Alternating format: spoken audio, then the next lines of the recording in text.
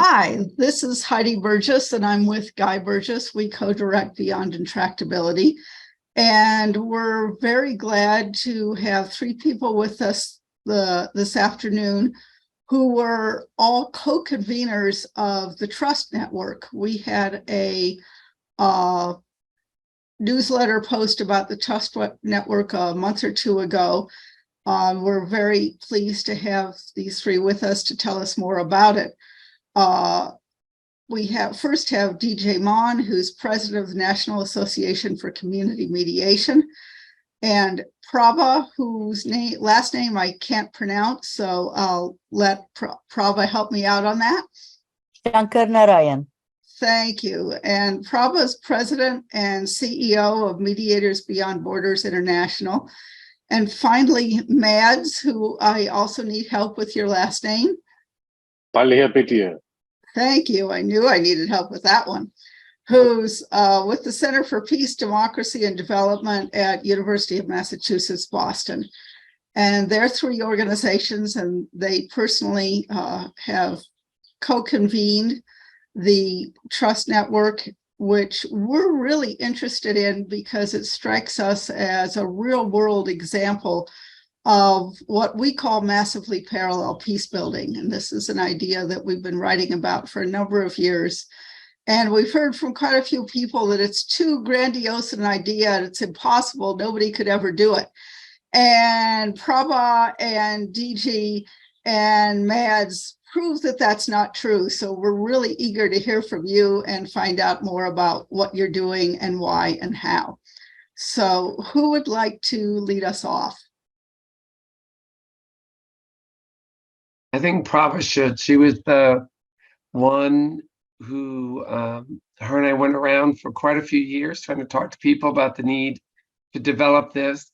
And then finally in September 2020 said, we can't wait for funders, we can't wait, we must move. And she brought in some great experts around the world to help us look at this. And Prabha, I turn over to you as our founder of the Trust Network. Co-convener, I insist. Thanks, DG. I was fascinated by your concept of massive parallel peace building. And I completely agree. I think it's possible. I think if we didn't believe that it was, we wouldn't have embarked on what is clearly massive.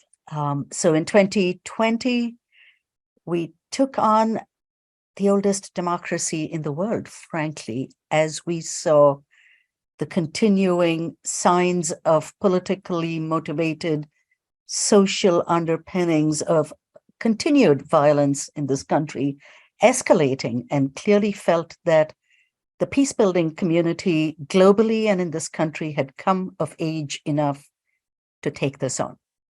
And so we started by putting out a call, and I will say it was inspiring that every one of those leaders, from FCNL to AFP to Peace Direct to Search, all of them, including community-based organizations, including folks like Karuna, the Center for Peace Building, all of them, it was, I think, the right time, and everyone felt the need, and people came forward. They just responded. About 25 directors of organizations and networks stepped forward when we said we think there is a need to form something together in order to tackle the issues in this country.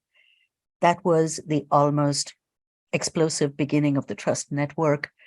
And I cannot thank enough the two volunteers, which is, I think, part of how we all operate. It's how MBBI and NAFCM operates.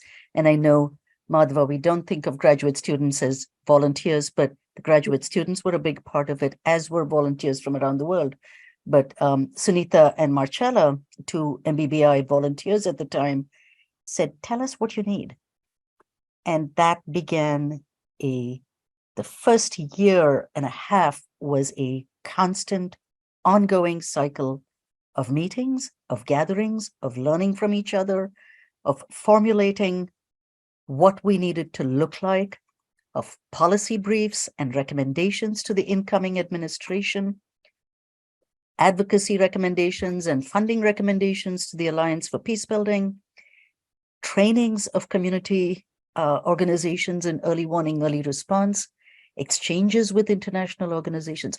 All of that happened in the first 18 months. And what I can come back to talk about is how heartening it is to actually see the multiple networks now moving forward. So to me, that was inspiring. And it is massive, because I don't think anything has been attempted in a democracy as large and complex as this one. There are lots of examples of applications of some of the things we're talking about in smaller countries. This is probably the largest, but I'm going to turn it over to the historian in my group. Well, before we move on, I just want to clarify, because we do have a very international audience, that we're talking about the democracy in the United States at this point. There are certainly challenges in many other democracies around the world, but Trust Network has been focused on the United States.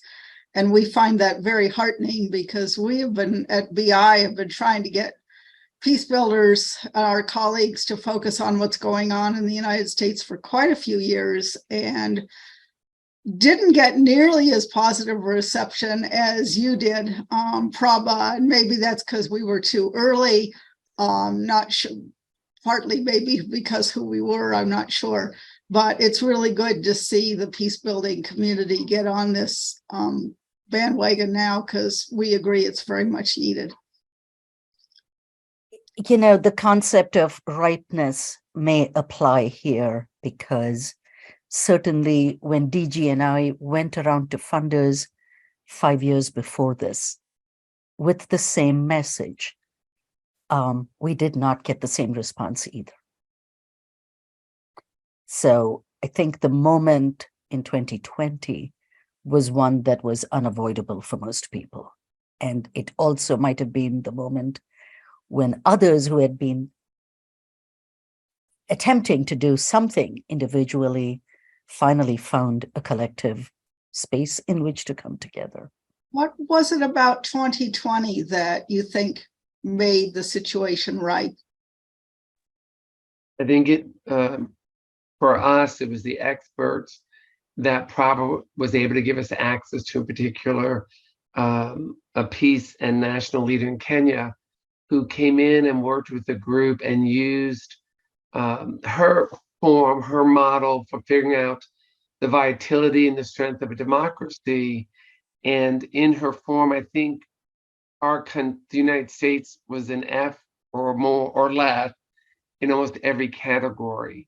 And having that data set was able to help everyone gather, really crystallize, remove the emotion, and say, looking at these data points, we really are in significant danger of losing our democracy. We can no longer wait. And again, it's because the access that MBBI and Prabha was able to give us to these experts that really was able to give fuel to my organization to dedicate a significant amount of time, as MBBI did, volunteer time.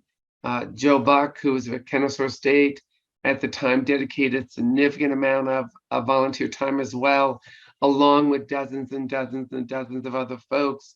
And that's what I think really moved it, is the timing was right. And because of this great international access, we're able to use a very simple tool to remove the emotion and very clearly draw the picture. If we don't act now, we may be missing the moment. So tell us more of the nuts and bolts of what you did to bring everybody together, and perhaps even more importantly, what you're doing now. What activities are all these groups undertaking to try to turn the democracy situation around? To do the first part of the question, and I'm going to turn it over to Prabha in just a moment, of what we did is all three of us who were the conveners at the time, Joe, Prabha, and I, have different connections and different ways of engaging. And that turned out really helpful to be able to talk to a person who could actually hear any one of us, first of all. Secondly, again, while we, as you know, at NAFCM have an extensive national grassroots grouping and really reached out to them through our connections, MBBI brought this national field of individuals they've been working with for, I'm assuming, decades. So that when Prabha gave them the call, it wasn't "who are you?" It was, "I trust you, I've worked with you, let's talk about it." And Prabha, I'm gonna turn it back over to you to finish that answer. Well, so the third part of this, which brings Madhva into the picture, was Dr. Bach, who was at Kennesaw State University at the time, and with whom Madhva and his team of people had been working. And I want to get to who they were. They literally showed up and said, "We are digital nomads. We monitor violence around the world. And we understand you're putting a platform together. We're here to help." They found the home. So it was, the national network of NAFCM, the international organizations with whom MBBI is connected, and then these digital nomads who had been doing early warning, early response work around the world. It was truly a moment of recognizing that we all have something to learn from each other. So the person that DG is talking about is Alice Wairimu Enduritu, who is now the special advisor on the prevention of genocide at the United Nations. She had used a tool in pre-genocide Rwanda, which is what he was referring to, which was really based on a number of factors that indicate the strength or the lack thereof of democracy along a series of factors. And so what we did at that time was immediately adopt the idea of an early warning and an early response system. Now, that's a concept that those in the international arena were very familiar with, right? We've seen those in place in many different countries. In the United States, we have the federal emergency management systems that does early warning maybe for natural disasters, but that's not anywhere close to being comparable to the robust possibilities of an early warning system. So at this point, I'm going to ask Madhva if he would speak to what they did.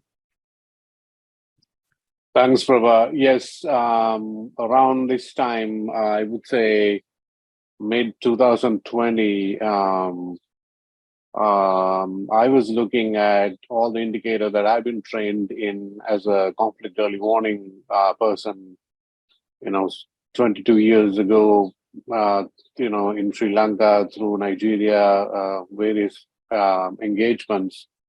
And I was seeing the indicators of what turned out to be the insurrection and beyond. When I got the call from Joe, he said, "Are you seeing what's going on?" And I said, "Hell yeah, let's do something about it." So we didn't have a lot of words to, share to convince what was going on, because we had read the tea leaves. And we formed a small group. At that point, it was myself, Joe, and two other conflict mappers. And we started monitoring through the media, through social media, what was going on, on a daily basis. And then one of my colleagues at UMass Boston said, "Hey, do you know about the Mediators Beyond Borders International? They are talking about an early warning system, and they're talking about monitoring the elections." So Jarling Ho, happened to be a board member at NBBI, and she introduced me to Prabha. And I told Joe, "Listen, this looks like a great fit for us." And then we kind of, joined at the hip, so to speak. And initially became sort of the monitoring mechanism, which expanded to capacity building, training a vast network of people, and turning this into an opportunity to collaborate and build what you are calling these sort of multi-dimensional peace building, parallel peace building infrastructure. And one of the realizations of that is that the growing complexity of the problem, and we talk about complex adaptive systems, etc., meant that we needed methodological pluralism. So not just one type of an organization, but multiple different organizations with multiple levels of skills, groups who were doing democracy work, groups who had experience monitoring elections, the sort of pure peace building organizations, etc., all kind of woven together through this central sort of nervous system of a community-based early warning system. And a lot of people were kind of alien to that idea at first. So we had to kind of train them on how to do that and look at some of the existing assets and building on what was already there in those communities and identifying our community mediation center infrastructure as really one of the frontline infrastructures of doing community-based early warning and early action.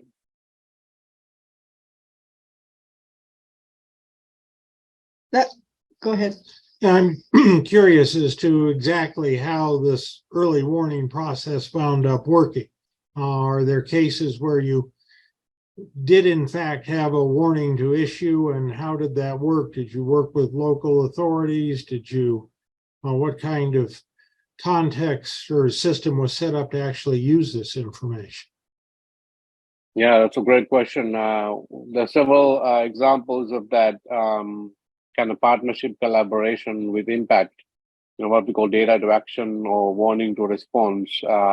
One of the classical examples is, our networks alerting us to a particular problem, and we examining the data, collecting the data, and issuing an early warning bulletin, and people acting on it. That really sort of the workflow of a typical early warning system.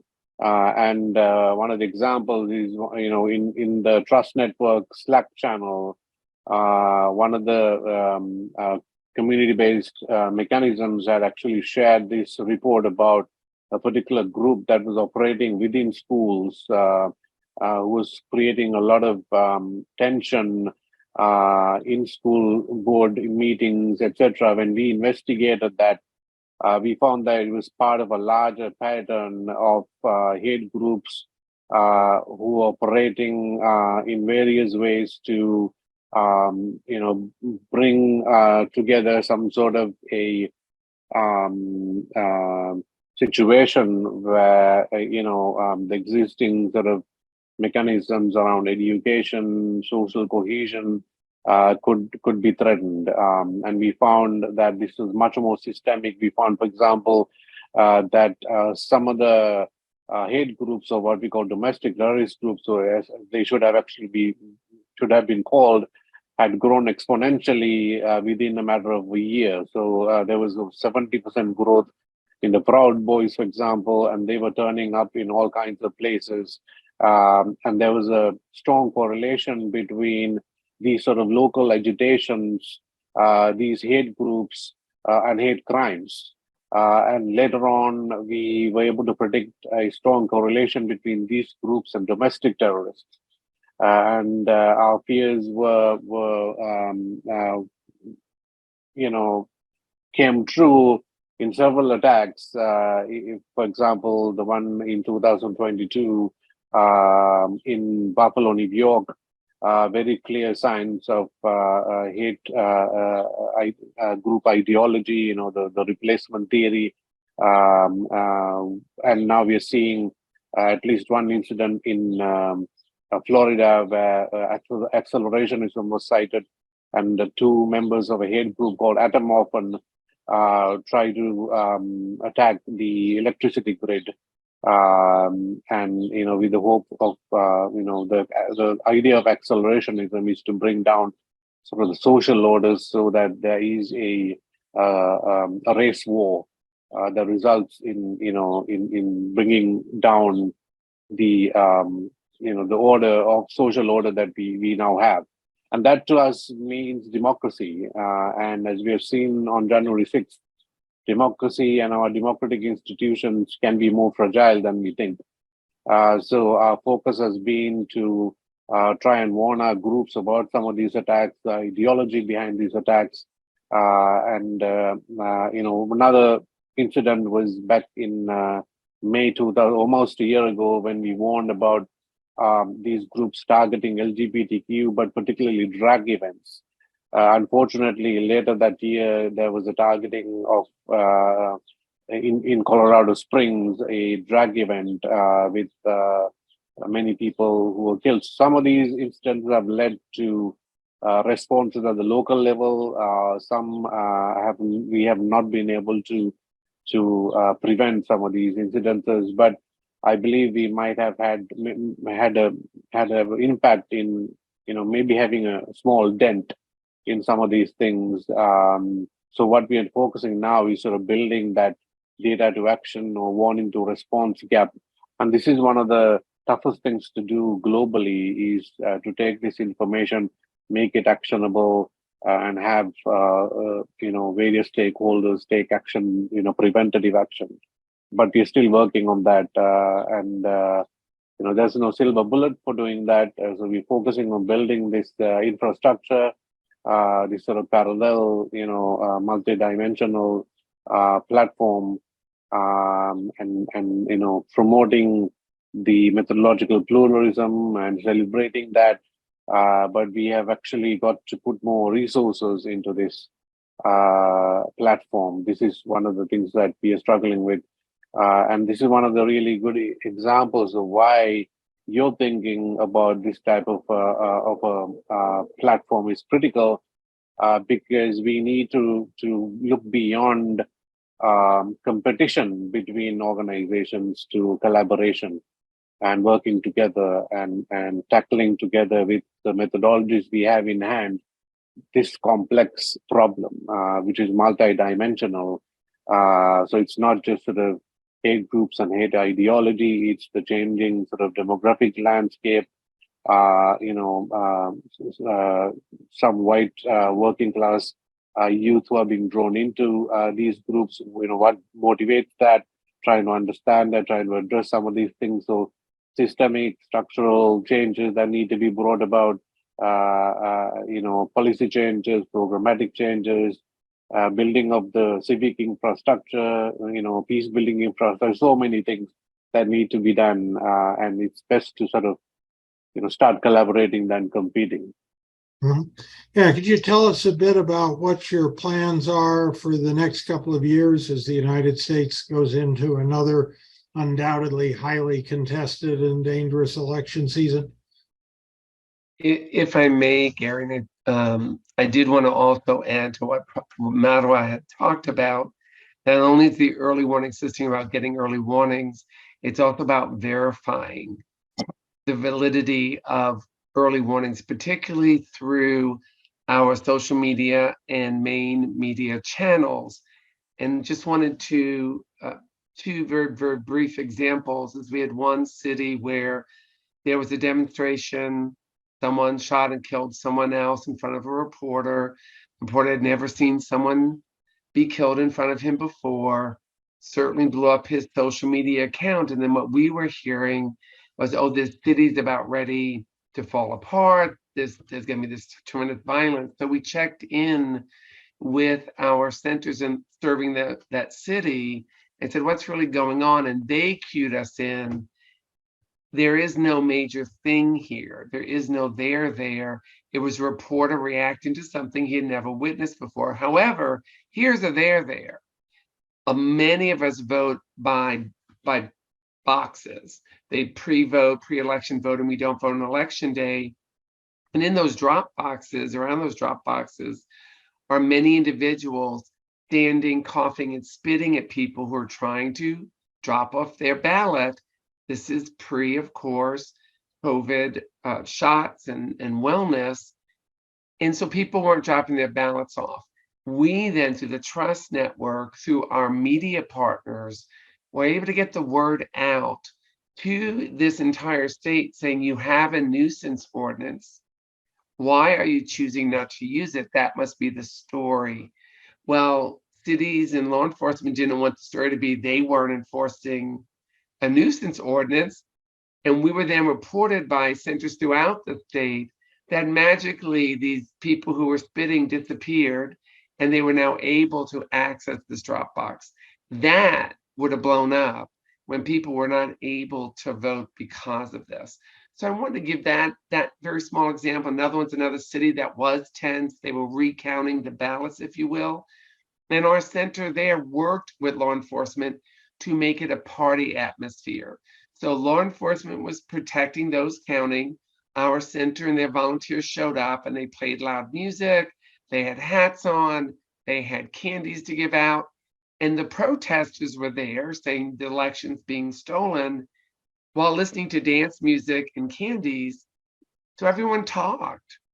It didn't change anyone's mind, but no one was smashing a window. No one was harassing the people who were trying to count.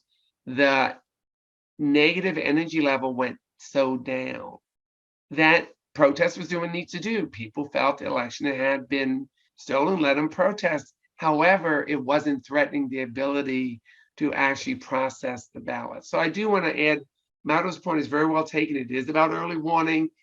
It's also about how do we respond in a way that we're not responding to shadows.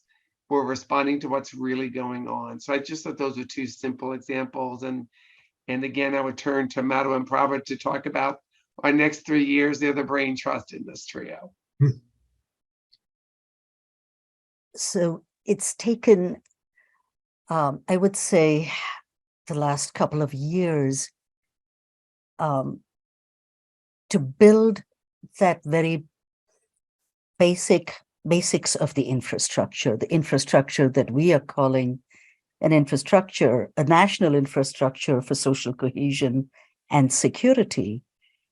And that's because there is something unique, and you've heard me say this, but I will mention that what is unique in this democracy, while I recognize that this is an international audience we might be speaking to, and if there are others who have something similar in their landscape, I would love to learn about it. But what we are very clear about is that there are lots of ways of looking at the different parts of this massive movement that we're all trying to move in the same direction towards. But in the United States, there is a very robust structural reform sector, I will say. It might be called the democracy and governance sector, structural reform actors.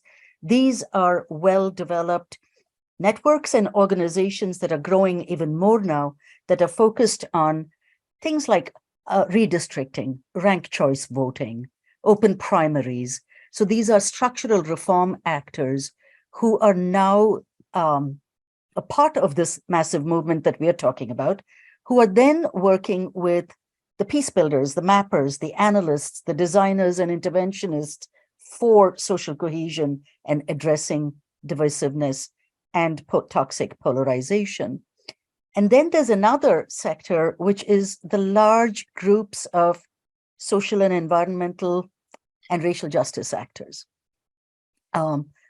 There are hundreds, if not thousands of them across the country. And so connecting those also has become really important. And the fourth, I will say, is the legal organizations, those that are working on constitutional and legal reform. So what we have found to be somewhat unique is the intersection of all of these four sectors really getting interconnected, and to Madhawa's point, seeing the complexity of what we need to do. And so people working together in lots of different ways. So what is wonderful is that some of the changes we have started to observe is more shared language. We are beginning to see some cross-pollination of terms that were used in one field beginning to enter others. people who might have seen themselves as bridge builders, now working with structural reform actors, partnering with the Anti-Defamation League, the ACLU, those who've been monitoring and making legal constitutional changes, as well as the leverage of the social racial justice actors. And I think there's a lot to be said for even just the intersection of the strategic nonviolent civil resistance groups and the peace building groups. You know, Maria and Erica have written a lot about that. And I know they are, and that was part of the reason why we wanted to see all these four sectors as intersecting here, to say, if we can find network nodes, then we can connect those to have more leverage. So our goal as the Trust Network is not so much to keep working at the individual level, but to keep identifying networks that are coming together, networks of each of these sectors. And that's going to take a couple more years, even as we build the national infrastructure. And part of, I think, our thinking of the national infrastructure is the Civil Rights Act created an infrastructure of the community mediation centers that have gone through various iterations, and I think are now at that point where there are 30 of them who are part of the local Trust Plus centers, who are seeing themselves as the credible conveners in communities. So they could be connecting at the local level. So that's another step. It is connecting the networks nationally, identifying more networks, making sure we're exchanging information, knowledge sharing and training and language, familiarization, and also at the local level. I mean, we could go community by community, ensuring that there are local hubs for what is possible. That's going to take a massive effort. And that's part of what you've, I think, been a part of some of those conversations about what needs to begin to happen at the local level and how that can be connected nationally and with learning space for what we have done in other parts of the world. Because we're speaking to people in South Africa, we're speaking to people in Kenya, we're speaking to people in Indonesia. It's truly, I hope, a learning community that we can all learn from each other. We don't have the answers in any one place. I think all three of you have mentioned training at one part of what you were saying. Who's doing training on what and where?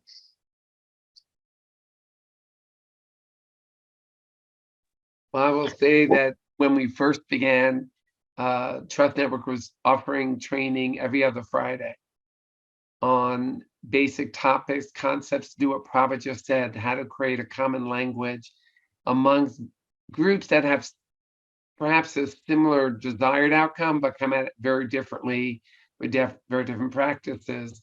That was one of our trainings. For all the Trust Plus centers, they went through 2 days of solid training on how to use the system, what you're looking for, what you're not looking for. And then that's ongoing. They meet once a month for about 75 minutes of tune-up, if you will, to make sure things are still rolling right. If they're having new people come on, we meet with them one-on-one.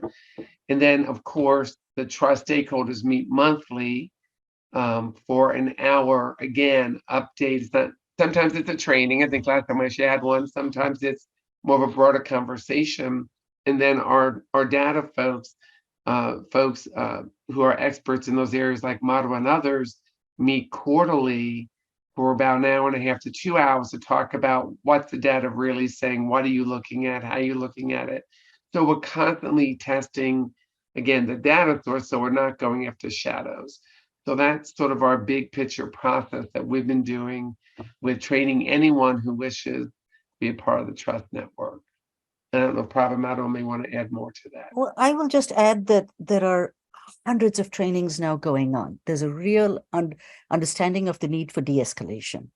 I know that Black Women for Positive Change, for example, had been trying to advocate legislative change.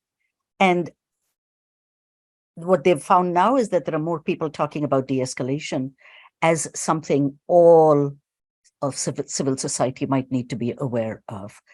So that kind of stuff is happening in lots of different places. There are hundreds of organizations now doing more trainings on collaborative processes, dialogue processes, consensus building processes. How do we use those processes at the community level to engage people? How do we do what we might call mapping, community assessment processes for identifying what are the strengths and needs instead of going into communities and saying, here's what you need. Really, genuinely, I think of it so more as an inside out rather than a bottom up, because I don't think there is any longer an acceptance of that hierarchy. And Libby Hoffman, I will say, has done a really beautiful job in the description of her work in Sierra Leone, where she talks about building peace from the inside out. And I think of these local hubs as being those places that are at the heart of communities, now beginning to convene. Like, for example, in Pennsylvania, one of the centers is holding story circles. And those story circles are both an assessment tool to identify what people's concerns and wishes are, as well as social cohesion building tools.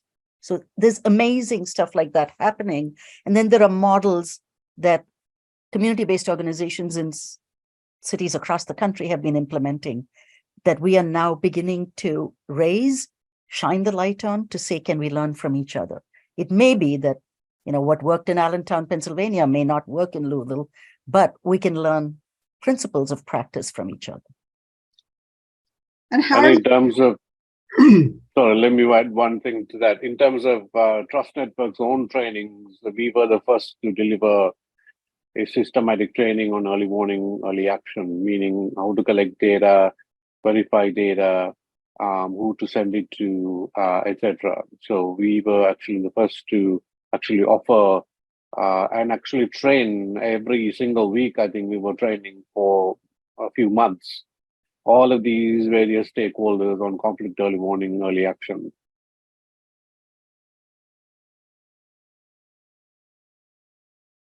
If somebody is listening to this conversation and they're thinking, I want to get involved in this, how can they do so? Couple of ways. One, help us fund this. We were very fortunate that some leaders in the United States who are now in the funding community, they were practitioners themselves.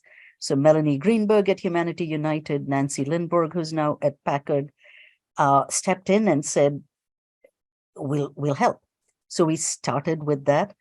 And that meant that we were able to have a manager who was able to respond to the kind of question. So when people say, how can we help? We say, here's the website, sign up, because we can use community observers, we can use community responders, we can use social media watchers and analysts. So there are lots of ways in which all of us can become a part of this civil society network, I'm sorry. And that's one of the key ways. And the other is really to spread the word about this, share maybe examples that people have used in other countries. We could benefit from that in other communities, uplift what can happen at the local community level. I would really love to see a massive wave. I would love to see is community foundations. We have an incredible, extraordinary system of community foundations in this country that have always funded community-based organizations. Think of how influential that could be if they funded 50 cities across this country to do this kind of work at the same time. I mean, the momentum we could get if there was that kind of coordination for local work at building social cohesion, that would be fantastic. If So I those are may add some to of the that, ways. I would also encourage them to get involved with one of the local trust centers in their community. They rely on, as the national trust does, on volunteers, on experts, on people who care passionately about this. And they're also right there on the webpage and easy to connect with. And a caveat to what Prabha was inviting to the foundations of funding local communities, please first talk with those already doing the work in local communities and support that. There is no need in this country to create a new group doing this. There are many out there call themselves by many different names. However, they are focused on the ability of social cohesion, of stabilizing the democracy, and to make sure that our communities stay healthy. And so just wanted to make sure I put that caveat to that invitation. I want to add. Go I ahead. want to add to that just real quick. This problem that we are facing in this country is threat to democracy, threat to social cohesion, that stems from extremism, both in the right wing and the left wing. Because we also have left-wing anarchist groups like Jane's Revenge, who are causing trouble as well. This has become a global problem. And for your audience who are global, this is going on in Europe, even in Australia and New Zealand. So it's a global problem. And it's also a shared problem, therefore. It's a problem that's shared by all of us at various levels of society, at various levels in terms of, whether you look at it at the national level with the national infrastructure, or at the state level, or at the community level. I think the emphasis for us is starting bottom up.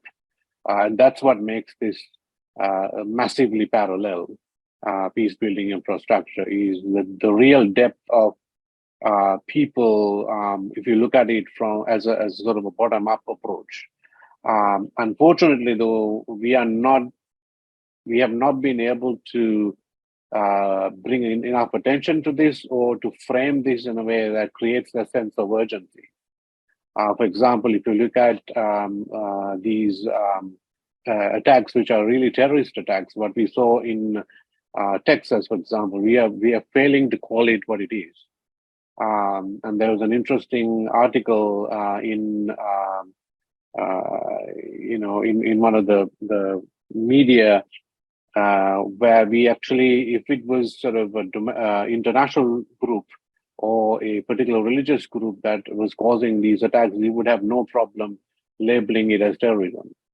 So we're having this problem of calling it what it should be called, and that is actually preventing us from recognizing the threat. And the threat is growing every single day.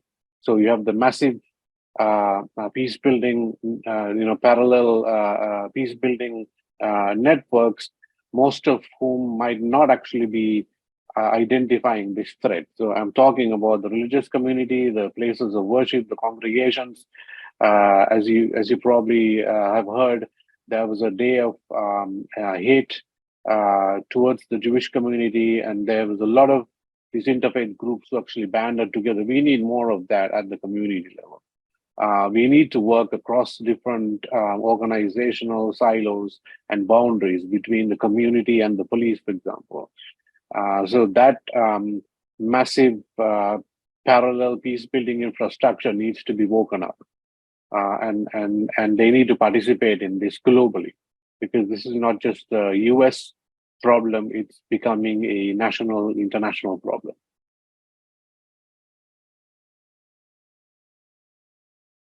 Well, we very much agree. And one of the things we've been trying to do, and I'm really glad to hear that you're trying to do it too, is to wake people up, because I think there's this sense that, oh, it couldn't happen in the United States, and we're exceptional and everything's just fine. All you folks who are worried are chicken littles, the sky is falling. And the data really show that we have a very significant problem. I'm looking at the clock and realize that we only have about 5 minutes left. So I would like to give each of you a chance to say anything that you're thinking that, gee, we should have asked you and we didn't. Prabha? I'm still thinking. If somebody else is ready, go ahead.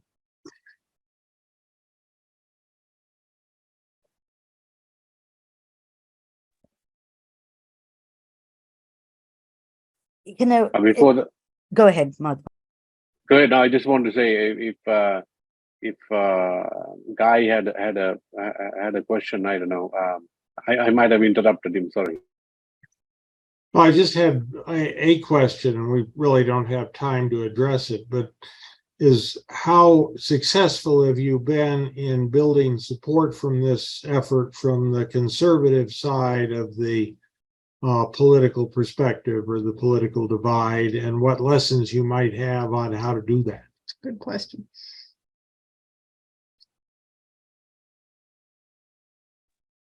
I think we've had engagements with, I'm not even sure if there's a conservative side anymore, but if there is, we've had interactions with what I consider as conservative, ordinary folks who might identify themselves as conservatives. I think the commonality between all of us is that we do not want political violence in this country. We do not want to undermine democracy. We can have all kinds of political disagreements, all of these things, and there's ample space for disagreements, but we don't have any space for violence, particularly political violence or trying to solve our differences through violence. And this is what I think bonds not just the left, but also the right with us.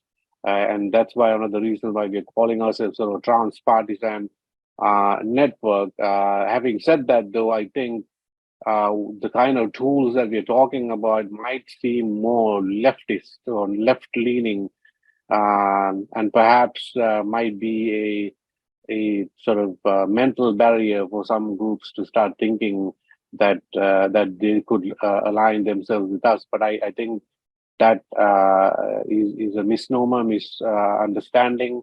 There is a lot of space in this transpartisan network as long as you